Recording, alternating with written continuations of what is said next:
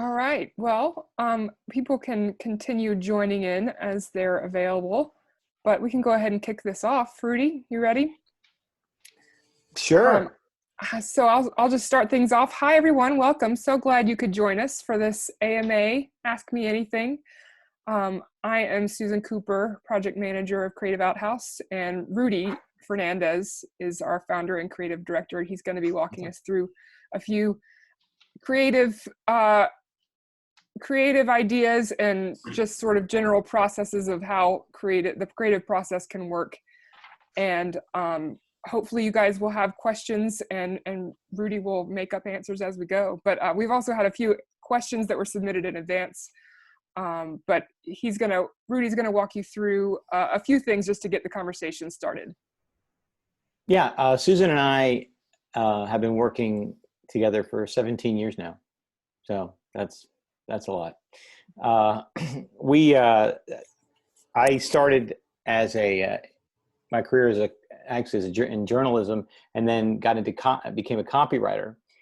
And a few years after that, I was working at a small place, and just about everybody in that creative shop quit. And I was about the only one left who could walk and chew gum at the same time. And they said, "Hey, you're our new creative director." And I said, "No." And then they said, "Hey, we'll pay you more money." And I said, "Okay." And I didn't know what I was doing. I wasn't very good. But what I did was I called every creative director I knew or heard of and just asked them for help and direction. And I regularly bothered them, and they regularly called me back and always gave me the greatest advice. And I think that's one of the things that I hope people who are in creative know this, probably really good ones, and people who aren't may not, is that creative people are very collaborative. And anytime I've asked for help, or anytime they've asked me for help, it's always a yes. Testament to that is Rich Wakefield's on this call, and he and I were partners 30 years ago. And we still call each other all the time. "Hey, I needed this," or "I needed that." And there's never a hesitation. There's always a yes. And that's one thing, when you've got a good group of creative people, they're always more interested in the work than anything else. So that's one thing that I hope you walk away with.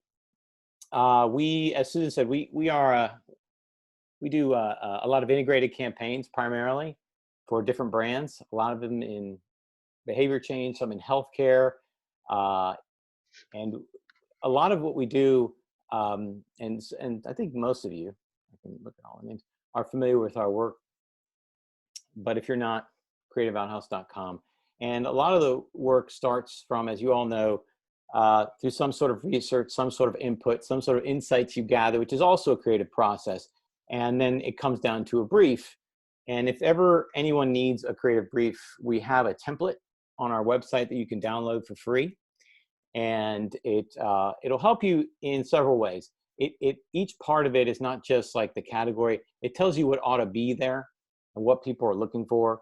It's a brief that was written by me because I have to come up with stuff after we receive a creative brief.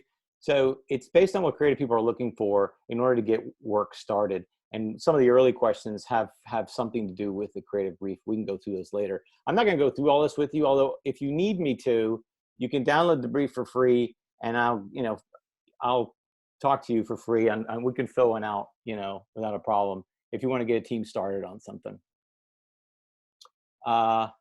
That's that. So we're going to get to the Ask Me Anything part, and I can start with any questions you guys have, or start with the questions that were submitted. Does anybody want to raise their hand real quick? And to raise your hand, there's a little reaction button on the bottom right-hand corner of the Zoom. You can raise your hand, and then I'll unmute you while we wait, or you can just put it in the chat, and I'll read it aloud if you would prefer. While we wait for people to come up with some questions, some of the questions that were submitted. Go ahead, Rudy. I do have to say I'm dying to know what Pete wants to ask, so you better have a question. But go ahead, Susan. Sorry. Some of the questions that were presented to us before this was, what are the best ways to present creative? Meaning, in what order should you present your ideas? Like the favorite concepts last, or the riskiest option last? Which ones should go first? That kind of thing. You know, actually, that question, like anything else we do, it really depends on your audience, and knowing your client or whoever you're presenting to makes a big difference. And how we structured that. I know Yolanda's on the call, and sometimes we create presentations for you to present to other people, and we ask questions about who are we talking to and what are they looking for. So I think that's obviously the big variable. But in general, especially with a client you don't know so well, well, let me back up, because sometimes you get different kinds of clients. Recently, we worked with a CEO of a company, and that's a different situation. Usually, they're very decisive. So when you give them options, and we always do, it's always this one, not that one, and it's a wonderful way to be. But often, you're working with someone who's a go-between, or it's a committee, and somebody who's kind of worried about what their boss might think. What we like to do normally when we present is we show, honestly, the thing that they're going to be the most comfortable with first, so that they feel, okay, you covered that. Once you get that, you can start to expand and get a little riskier. If you go the other way, then all of a sudden everything else sort of dies, because they think, oh my God, you don't know what you're talking about. You didn't listen to me. Why is there a purple shaved dog in my ad? Whatever. So that's one thing that we always try to do, is make them feel at ease first with the thing they see. One other thing I've learned, and this is something, because we present to a lot of groups, and a lot of times we'll present to government groups. So there's a lot of politics in any groups. Sometimes, this doesn't happen too often anymore, thankfully, but you know, you guys have probably run into this where you finish presenting and no one's saying anything. So you're feeling like you don't know what's going on. And then the first comment is a negative one. Now, normally your reaction is to defend what it is. Well, you know, because obviously they got something wrong if they didn't like your work, is to defend it. I would caution you not to do that. If the first comment you get, or a comment early on you get, is negative, the best thing to do is to just be quiet. The reason that is, inevitably, especially if there's a group, whenever you're presenting, we all have this sort of empathy to the presenter because we've all been there, and they don't want to see you struggle. So if you're just quiet, and also people don't like silence rather, inevitably somebody else from that group will defend you. And it's a lot better for them to defend your work than you to defend your work. Then it becomes a discussion rather than a back and forth. Yeah, here's another question that Rich submitted. When do you discuss budget with a client? Well, that's a long one. You know, we often get this. I know there's a lot of people who've done video projects. Right up the top. Let me tell you the start date immediately, because you have to know two things. What's the timeline and what's the budget? Before you even begin, a lot of times. And the tricky part is when clients aren't used to working with creatives or things that get produced, they'll say, well, we need a video, for example. Well, anybody who's ever produced a video knows that can cost, the range in that can be anywhere. And then we still fall into this trap, unfortunately. Well, they say, well, we need an estimate for that. And we'll ask, and then we don't get an answer back, and we maybe don't push as hard. And then Susan goes through the trouble of estimating something, and then they'll say, well, that's too much. Well, then you obviously have a range. So in answer to your question, Rich, and I'm saying this for myself too, is to force people to give you a range, a budget range, because as you know, there's so many variables, and it also it depends on what teams you have working on something, you know, how far you're going to go in terms of production, all that things. It's good to know. Haven't you found, though, that clients have more money than they say they have? Yeah, you know what's funny is we do a lot of government and nonprofit work, as you know. Mm. And what they don't understand, and what they think, they think that if I tell you have to do all these things, but don't tell you how much money I have, that you're gonna come in under somehow. Because they feel like if I tell you I have, pick a number, you know, $200,000, you're going to spend $200,000. Well, yes, because that's your budget, and we can expand this to make your budget be effective. We're not just spending it because, gosh, let's get some gold toilet seats. So yes, I do find that clients clients often have more, but that's their prerogative too. They know what else they have to pay for other than the thing you're working on. Can I just say something real quick about just to follow up? I find that in the scoping process, you can lose a piece of business if you don't get the scope right. You know, because if it's way too high, they'll be like, oh, you know what, this is not the right, you know, so you're balancing. And the same goes for new business. If it goes super well and at the end they're like, okay, what is this going to cost? And then you give a fairly high scope for it. Then, well, sorry, the other team won because they outbid you. Well, you know, I'm sorry. You know, one of the things I found on the second part of that is I have found that in new business pitches, once you make it to a final, once you make it to a point where it's like they figure you can do it, they like you.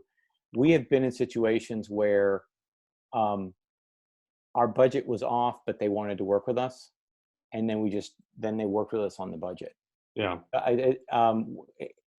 I think that, yes, you do have to get the scope right, and you do have to force that issue right away of what is it and how much do you have, and we can tell you we can deliver for that much.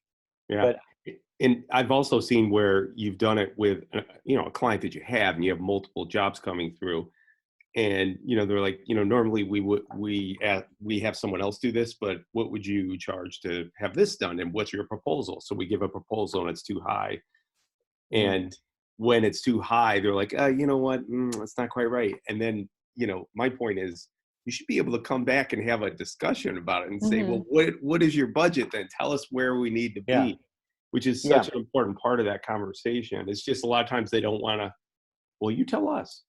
Yeah, exactly. And that's going back to the original question, that is the constant, argument or discussion of how much do you have? How much does it cost? How much do you have? How much does it cost? Right. Even if it's a very wide range, it's helpful because there's been times, like even if you say between $50,000 and $100,000, if they're thinking $2,000, then that kind of answers the question right there. Yeah. You're not doing a video, not with us.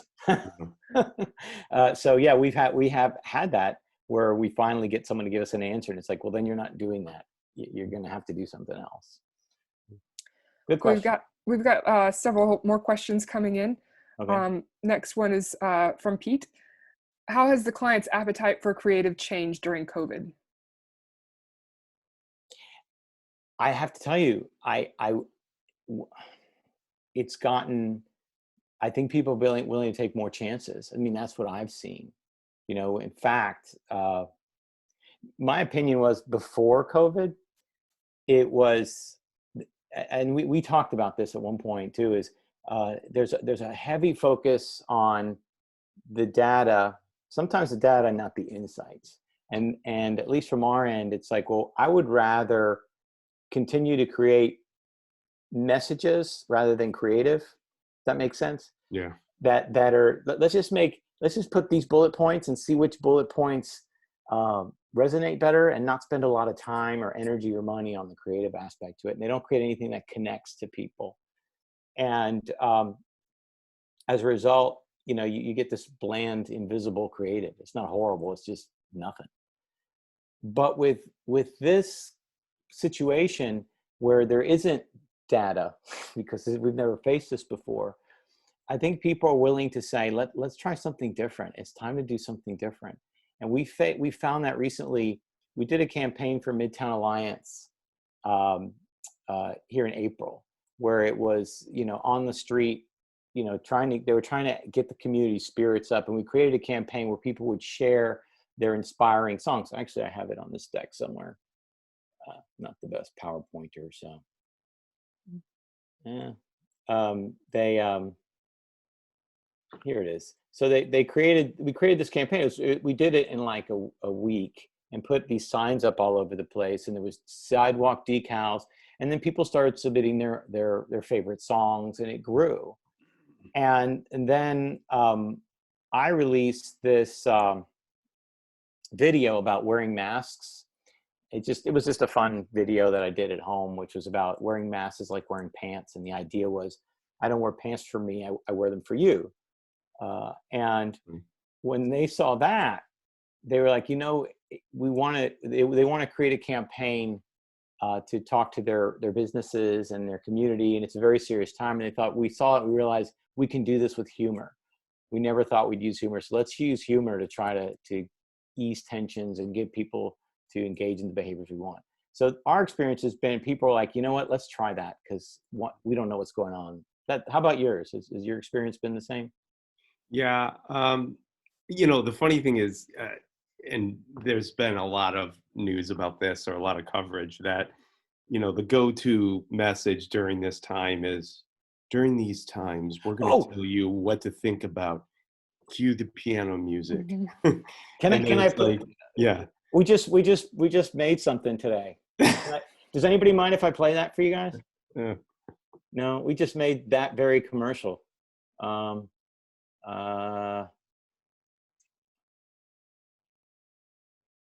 me So, but the fact that you're using humor is refreshing. Yeah, I think that from what that's been my perception is, people are willing to try something different, and they're not as fearful of getting it wrong. That's been my experience so far. Yeah, and even some clients are Pull it like, up, Rudy. yeah, sorry. Some clients are very reluctant to say anything, because they're like, we don't have a right to even be talking right now, because we, oh gosh, yeah, we just sell, I don't know, wave runners, that kind of thing. Yeah. Why does anyone care about, us talking right now? I know. I saw a CEO of Jersey Mike came out and said, like I could care less. But you know what? I think they had a plan, because like a week later they gave away food and they started this program. So their plan was for me to get to know that character, that CEO cared, Mm-hmm. without being too overt about what their plan was. Mm-hmm. And then all of a sudden I saw, every time you buy a sandwich, we'll give a sandwich to a nurse or something. Yeah. And then they even got bigger, and then they said, we're going to give something to Food America. So I don't know why I said that, but that kind of stood out to me, because I'm like, at the very beginning of this, and I don't mean to take over Rudy, but at the very beginning of this, they had the McDonald's did the social distancing. Yeah. And Coke did theirs, and I'm like rolling my eyes, like, that's so self-serving. Yeah. Well, I'm going to jump to the next question. We'll show the video at the end. Okay. All right. So just as a tip of the hat to you guys. So you're Susan, back to sharing screen now? Yeah. Yeah, you got a question? So next question. What is the best way to give creative people feedback? From a distance. No, I think, that's a great question. And I think that one of the things that happens when you're not used to working with creative people speak in terms of executions, and they'll say, what we always hear, make it bigger, move that there. I like purple, whatever. And you do yourself a disservice when you do that, because creative people are trying to solve problems, and they solve a problem within their area of expertise. So let's take design. A designer has probably gone to design school, has probably done it for a long time, and knows how to solve a design problem. If you start trying to design it, you're probably not as good. And one of two things will happen. You'll either get pushback and get into a bad argument, or he'll just go, or she'll just go, fine, and do exactly what you said, and it won't be very good. The best way to give feedback to a creative is to present the problem. It's not doing this and it needs to do this, or it's not communicating that and it needs to communicate that. However you choose to say that. Now, granted, I say that, but if there are strict parameters that you need to know up front, like, we have to use the corporate colors, of course you need to say those things. But feedback in terms of whether or not something is hitting the mark or not should be given in terms of Here's why it's not working. And by the way, I used to be in different writers groups, and every one of them had a consistent theme. You were never allowed to say, I don't like it, because that's a bullshit thing to say. Because unless they're painting your house, then you can say that. But if you're making something for a brand, then you have to explain what exactly about it is not working, not just, I don't like it. Yeah. Here's a question from Richard Swartz. Has anyone experienced that moment when you have a marketing, media, and procurement, a crucial decision maker, in the room, and it is clear that procurement would rather be anywhere but in the room, and they're actually being distracted by checking email, etc.?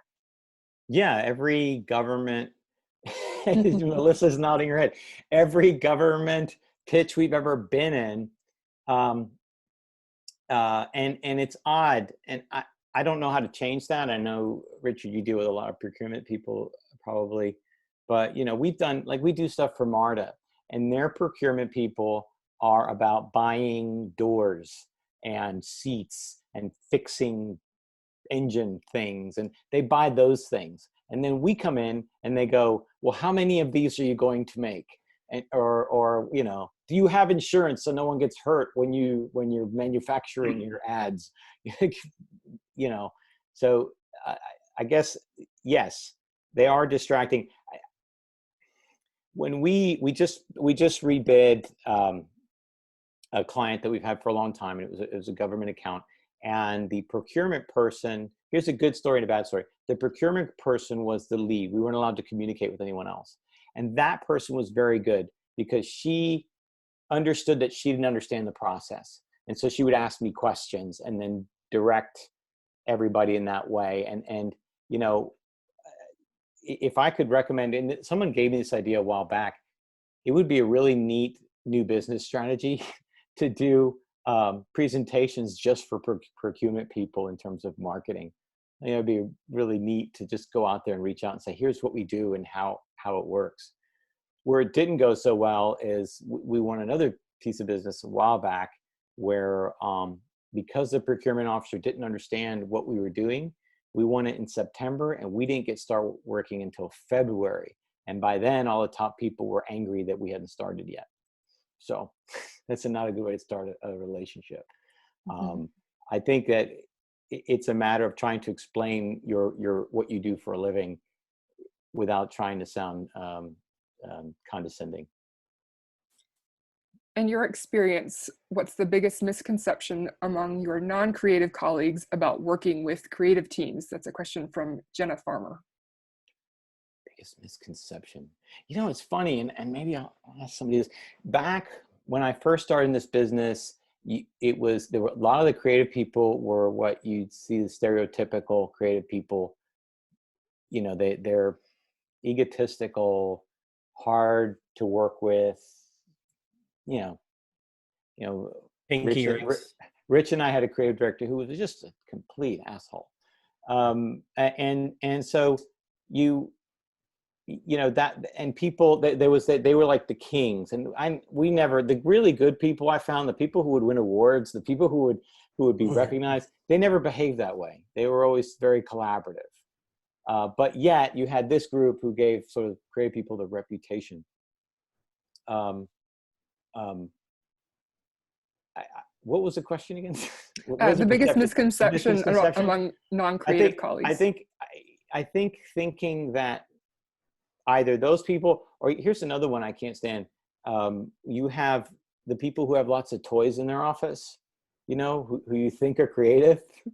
If you have to, the most creative people in the world have playing guitar, yeah. skateboarding down the hall. Yeah, that's not creative either. I remember I talked about this. I had visited an agency in San Francisco that at the time was the king agency of all time. And they had Cannes Gold Lions like on a shelf and junk everywhere. I mean, there was no toys or any. People were just working and coming up with ideas, and maybe things looked a little disheveled and unorganized, but there wasn't this, let's play pinball. That's not being creative. I guess the misconception that we are children is I understand it, because in a way we're sharing we're sharing something that's creative, and sometimes we fight for that thing. But that's probably the biggest misconception, I think. Yeah, but I think the foosball table or whatever, that was just a way to not stare at the project. It got you Yeah, away and allow that's you true. to, your subconscious to work. So that was Yeah. really a misconception too. Remember we had Oh, somebody who used to steal our balls all the time because, our little like rubber balls, because she said we weren't working. Yeah. And then we'd have to Doing go that. find them after hours, and we found her storage of like 50 balls that she had stolen from us. Yes. That was a while. Yes, we used to play. Remember that? Yes, we played wiffle ball, and we broke things. No, horse. And we played horse too, remember? I know. Yeah. All right, here's one submitted by Meredith. The content my team creates feeds our demand gen team. So we're always working to develop content appropriate for all stages of the sales funnel. How can I tailor the brief accordingly? Well, that I think you need even though it's the same audience, if they're along the line in the sales funnel or the decision process, they're a different audience. If you have the same person, Sally Joe, who's never heard of you before, you're going to speak to her a lot differently than Sally Joe, who's been a regular customer. It may be the same demographics, but her mindset is totally different. And I would say that in that case, you would probably need either the same brief with an A, B, C, or different briefs for different audiences to move them along the continuum. All right, next question is from Melissa Taylor. Yeah. How do you define the different levels / types of creative? For example, campaign development versus design requests. Make me fact sheets in parentheses. I think that, how do you define them? What do you mean? How do you define them? I mean, so I think, so when do you need a design and when do you need an idea and a design? Yeah, I think that's like, what's the nomenclature that you use that it would be helpful for the account teams to use so that we're talking, Yeah, and it's also the skill set that you'd need, because if you say, I have sort of content that needs to be laid out into a piece of collateral, that's a different skill set than we are having a trade show and we need some ideas. So I think that there are terms that people use that I still use the whole, we need ideas or concepting, which is sort of a very old fashioned way. People like to say ideate, which I cannot stand, but I know it's out there. Brainstorm is number 2 to that one, but I see people shaking their heads. I think that a design, when you say we need a design for something, you're calling in a designer, and that person is looking at the elements that already exist and creating something that is visually engaging. That person is probably not going, there is some concepting involved, but primarily it is, how do I take the elements that exist and design it into something that's going to get people's attention, as opposed to concepting or creating ideas for something that may eventually lead to that piece, but you don't have the content, you don't have the thing that's connecting to the audience yet, and that's one of the things, that's the type of creative I guess we're talking about, because we're all creative, really. There are creative insights that people have, creative strategies, and we all know that. The kind of creative people, I guess, that I'm talking about are the ones who take all that and they take the science and turn it into something that connects and changes the way people think, feel, and act into something tangible. All right, the next one is from Kristen. What's the one thing you feel like is often missing from account teams when they create a creative brief that you wish you would have known ahead of time? A point of view. I think a lot of times people fill out a creative brief and think that just fill out the things. This is what we're doing. This is and what's the message? We offer quality and value in a name you can trust. Like that, I don't know what that means. So having some sort of point of view that connects with your audience is usually what's missing. And the reason it's missing is because it's the hardest part to do. And it does involve its own kind of creativity, because you want it to have a point of view and be solid and give the creative team a direction to go in, but you also don't want it to be so closed that they can't go anywhere with it.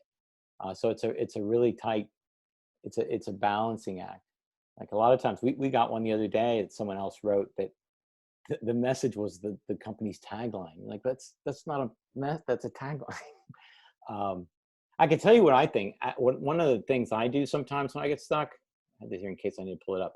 Now, a lot of times you get stuck in writing a brief, especially that part of the brief where you got like, what's the point of view of this? And it's hard to just jump there and say, okay, what is everything that I'm trying to say in a sentence? That's almost impossible to do. So I always do this as myself. So it's an architecture thing I do. And I start out easy. Like, what are the things? What are the things that it has? You know, does it have anti-lock brakes and an airbag and a blah, blah, blah, whatever. Or in this case, this is for the express bus. So these are the things. Without emotion, nothing. These are the things it has. Then I read those and go, well, what's the functional benefit of that? Not the emotional one, but what is the thing that it does? You know, so large comfortable seats or Wi-Fi means I can prepare for my day or whatever. That kind of thing. I can do work on the thing. And then I go into the emotional. Now you start to get the connection between what it is you're selling and what is the emotional connection with the people you're talking to. And I feel is a way of expressing that. I feel safe because it's a big bus. I feel relaxed. I feel like I'm getting work done. So these all things, each one builds on the other one. And once you get that list, it really becomes a lot easier to write that point of view on the brief. But it's hard, you know, like you can't eat it all in one bite. And the best way I've found to do it is start with the things I know, and that is the attributes, you know, and then build from there. It's a lot easier for me anyway. I think that another question that was submitted, I think that goes along nicely with what you were just talking about. How do you know when it's one idea and when it can really be a full campaign? Actually, I have an example of one. Let me show you this. There's a digital ad we did a long time ago, this one. So here's a digital ad we did. It was for a referral program for carpooling. Can you see that? Yes. Okay. And it's an idea.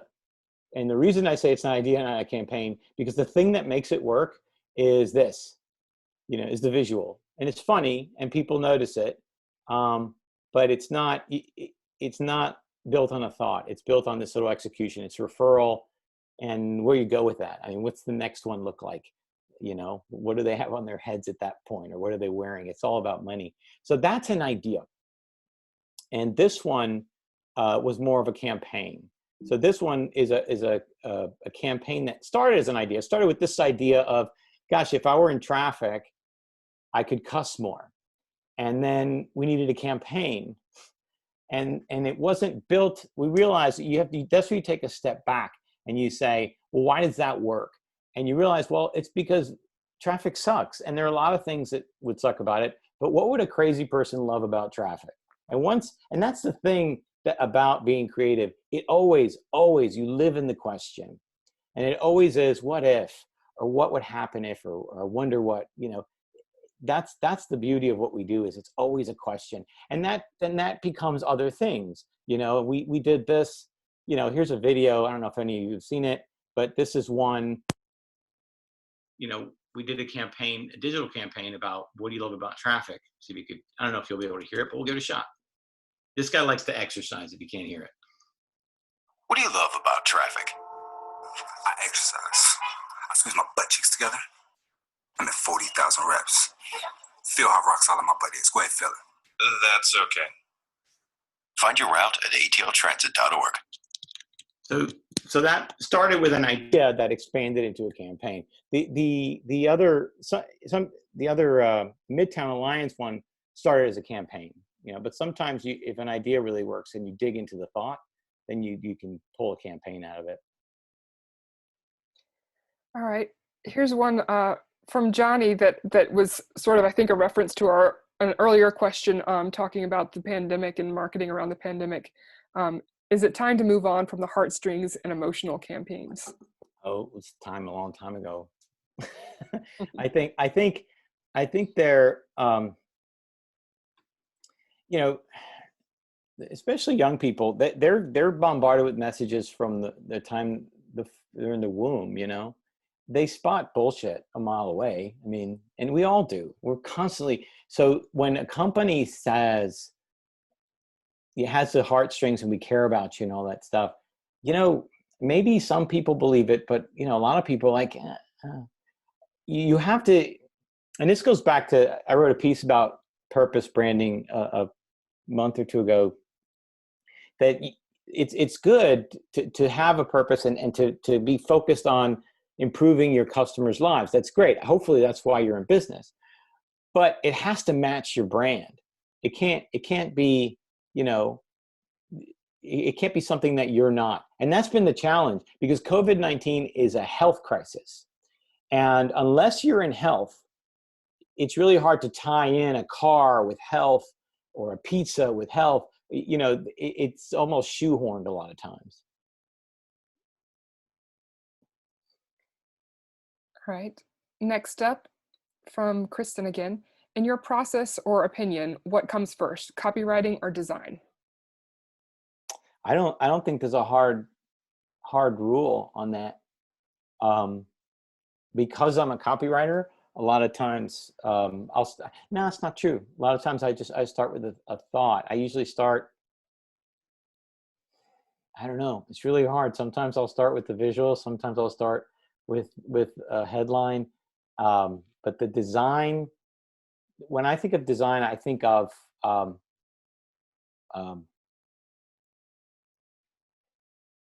I could think visually and I could think with words, but design is one that I don't think that way as much. It's a way of creating something almost artful. And we have some great designers who I look at, like when they concept a logo or when they take an idea and they take it further by the way it looks. And I just go, wow, how would you even come up with that? So for me personally, it's never that way.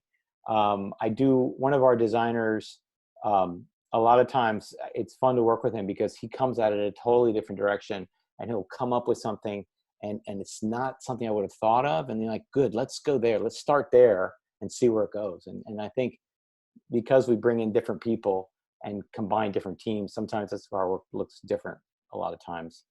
So I didn't answer your question too much. It depends is the answer. I think it's the idea first, right? Oh yeah. And you might show pictures when you're having a conversation with a client saying, okay, this is a horse, and you might draw a horse, you know, it's not per se a design. It was just the idea, you know? Yeah.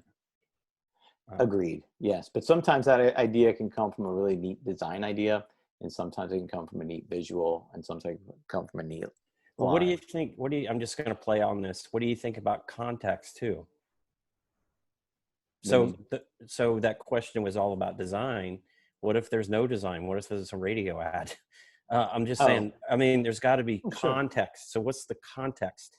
Sure. Like, you know, anyway. Yeah. And usually for me, it starts with trying to figure out and empathize with the audience.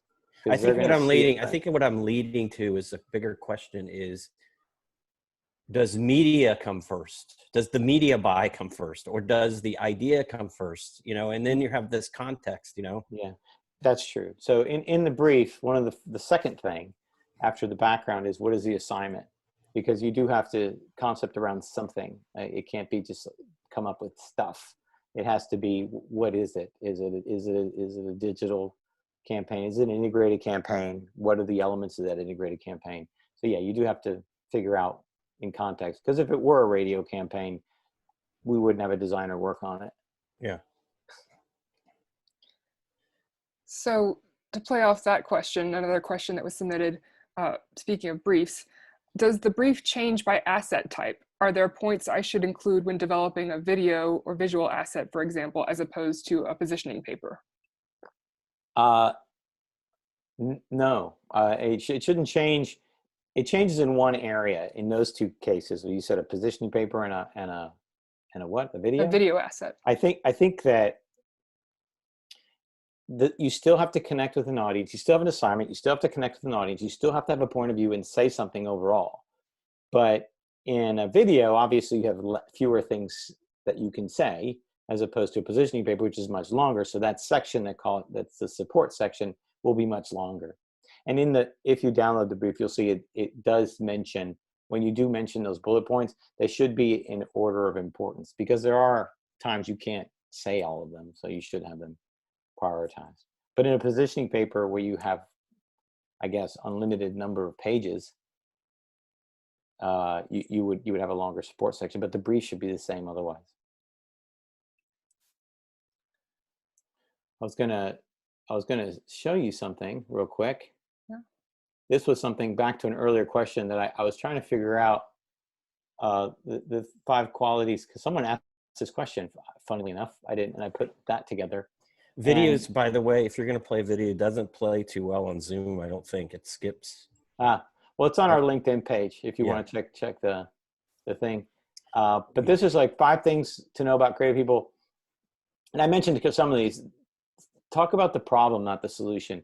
The quickest way to shut a creative person down and have them either not interested in the project anymore is, or not interested in listening to you, would be to tell them how to solve a problem that he or she is expert at. Real creative people always live in the question. They're constantly asking themselves, what if? And how about it? Why don't we try that? And it's always the question that leads to weird, different kind of answers. And this is another thing. I have seen clients that are basically supporting an agency because they're the biggest client, but you will see the creative team jump on a tiny little client that has no money, because that client respects what they do and appreciates their input, and they will do anything for it. For that client. I mean, over the years, I've done stuff. You know, I probably shouldn't say it with clients on the line, but we have great clients. but they will bend over backwards for a client that is collaborative and listens to what they do. They're grown-ups, back to what Rich was talking about, where we play and stuff. A lot of times when you're creative, and this goes to anybody who does anything that's creative, not just us, and is a lot of times you get stuck. And that's where you do things to distract yourself. Often that thing ought to be something that is doesn't take a lot of brain power and is repetitive. There's a great book called Thinking Fast and Slow. Have you read that, Melissa? You're nodding your head. And the guy won a Nobel Prize for the theory. But part of it is, we have 2 systems. One system is about reactionary, and the other system is more analytical. So, something that causes you to have a gut reaction, as opposed to you trying to figure out what's 13 times 456. You're not going to just have a gut reaction to that. So you're going to think through things. Often, because we're trying to solve something, we're trying to be creative, our mind shifts into that 13 times 456 mode, where we're so concentrated trying to solve this. And in order to be creative, you can't be there. You have to be a lot looser than that. And you have to let the ideas come to you. And when you find yourself there, you have to do something to get yourself out of there. Sometimes it's as simple as taking a walk, which is repetitive and doesn't require a lot of thought, or taking a warm shower since you're at home. But we've tried other things as well. I knew a creative guy that would always get his ideas on the riding lawnmower. Yeah, that's a classic example, because it's just repetitive. Yeah. And then there are times you get stuck and you just try crazy things, like we do. We've done, we call 180-degree thinking, where it's, okay, here's what I'm supposed to say. What is the exact worst thing I could say on this thing? And you start writing things that are the opposite of what you have to say, and you have fun, and it usually makes you laugh, because some of the things you can come up with, as you imagine, are pretty negative and funny. And then you look at those ideas and you turn them around, and it becomes an idea. I remember we were working on the launch of this real estate property, and it was months and months and months behind schedule, and we were stuck because there was nothing there. And so we finally started to joke around and say, hey, come see the bushes, or come see the mud pile. You know, we started to joke on that level. And then we turned that into an actual idea where it became the actual campaign for the thing, which was, it had couples and families out in the middle of a field, and like they'd be holding up a picture as if they were going to hang it in the middle of nowhere. And the whole theme was, some people can't wait to live here. So you can take that and turn it around into an actual campaign that works. Oh, I was going over this stuff. And the great ones are normally collaborative. And you know, there are a couple of creative guys in this call that I can attest to. We've got one more question as well. Cool. Do you think clients will be more comfortable with working with virtual teams instead of agencies in brick and mortar? I mean, it would save them a lot of money after we open up. Yeah, you know, I just read. I have a study. I forget the name of the group that does this study every year. There were, I think last year, 3.6% of businesses had regular or part-time. Their employees were what we call teleworking or working from home. And now it's going to be 36%. It's almost 10 times, 36%. That's insane. So I think, yes, I think one of the things this has sparked is the acceptance, a broader acceptance finally, of you can get a lot of stuff done. You know, it really doesn't make a lot of sense for you to go from your home computer, drive for an hour, and go to your work computer. It's, you know, you can save a lot more time and get a lot more done and make people happier. So yeah, I think definitely, I think they're going to start looking at not having these big buildings and big offices with lots of people in them. Yeah, why would you pay for overhead when you could pay for what's in your head, right? We have teams, and Rich's company as well. We have teams all over the country, and we've done that for years. Where it's like, you know, we all you need today is laptops, cameras, and ideas. You don't need Eames chairs and fancy lobbies. And I mean, John Wren's salary at Omnicom is like $20 million. Oh, okay. Mute Rich now. I'll get off my soapbox, but I do have another question though. All right. And it goes to how you source people. So I think that our upbringing was a great upbringing because we grew up in that space, but I think there's some younger people that aren't getting the same training. Do you think these younger people are going to be able to work virtually because they're not getting the mentorship that we got? Yeah, absolutely they will, because the younger people are more used to this than we are. You know, there are people, I was talking to Jana Thomas from Port Novelli. She said when her kid was 2 years old, would walk up to the TV set and try to swipe it. You know, I mean, they are so used to this. This is normal for them. So I don't think that'll be a problem at all for them. And there's also so much virtual content that's available for free now. You know, so many conferences that would have been cost prohibitive for, you know, new graduates to attend. Now they're just opening them up for free online. They're all the conferences are virtual now, and many of them are free or very, very reduced costs. So there's a ton of opportunities for young people to learn about the industry. Yeah, and now is the time. We have someone who works for an online university right now, or a university that has online services, and online virtual learning is, you know, fortunately the University of Alabama, where Johnny works, has been doing this for a long time, and they're at the forefront of it. And I think, you know, what we've realized is that we can lose the barrier of geography in so much of what we do. And by doing that, we become more efficient and happier, and we do better work. We've also spent a lot of time with Rudy and his teams building relationships with those students that study with us online. I don't care if they're in California or New Zealand. We want them to feel like the same kind of student that walks across our campus. And that's still important, even though we can't touch each other or hug each other. you still have to feel like you belong. So we really have to struggle sometimes with the online feeling.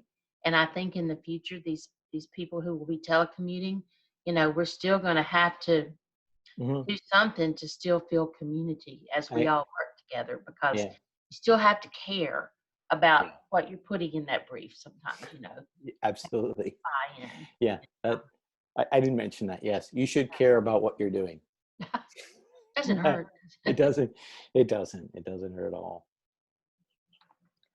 One more comment, not so much a question, but Richard Schwartz, you're welcome to unmute and mention this book suggestion yourself, or I can read it for you. Oh, yeah, sure. If you've not read, hi everybody. If you haven't read A More Beautiful Question, it's just a great book to give you a foundation for getting unstuck or getting beyond the obvious. So I listened to it on Audible, and it was absolutely fantastic. Thanks. I'm going to check that out. So, based on a E.E. Cummings quote, by the way, the more beautiful answer who asks the more beautiful question. I've seen that normally when, one of the things creative people do is they perceive the world in different ways. And I firmly believe it's because we're always asking different questions. I'm always wondering, why is that the case? Why not this? And I think it's always good to remind yourself if you're not getting the answers you want, it's because maybe you need to change your questions. I'll put up a link to, there's a companion website as well. Cool. Thank you. Thank you. So is that it? I think so. Does anybody else have any other questions? Brand new. That it? How come the same boiling water makes a potato soft but an egg hard? I'm just kidding. That's the next one. We're doing a whole series on that. All right. Well, listen, thanks guys for coming.